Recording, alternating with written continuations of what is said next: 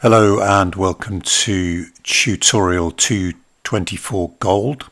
This is a free download for Gold Pass members, and what I've done essentially is taken the original program and added two more buttons. One of which goes, if we click on it, it will take us to the first bar on the chart where the program runs, the tutorial program.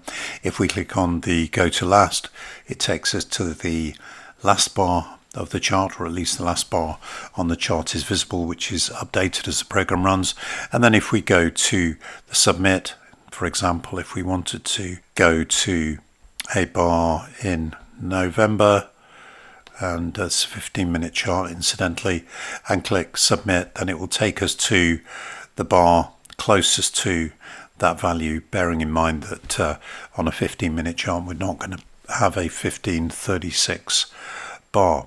So let me just explain the changes that I made, and what I do suggest is that if you're developing this, what you might like to do is right click in the program development area and say add form, and then when you've added the form you can go and add the buttons, add the date selector and so forth, and size those to your to what you require. Also you could then change the color of those buttons. We're not going to do that because I think another way of doing this is just to take the original program and just copy what we did there, but to give them, to rename them. Anyway, so let me just take you through the program. We're going to need a variable for the first bar DT, the first bar date time, and what I've done is created them here.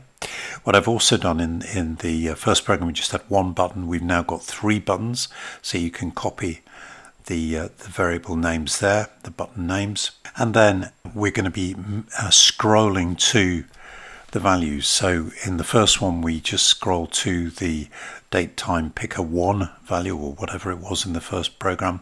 What we're doing now is one of the buttons is going to scroll us to first bar DT, and the other one is going to scroll us to last bar DT. Continuing in the one statement, we also need to copy the buttons and rename those. We add the buttons to the chart just like we did with button 1, and then here is where you would need to either use the form to size and color the buttons, or what you could do is estimate the values in terms of the X and the Y, and then change them by just running the program already applied to a chart and adjusting the values appropriately. Date time picker is not changing. We have the event, so again we have the event for the one button, but now we've got it for the other two.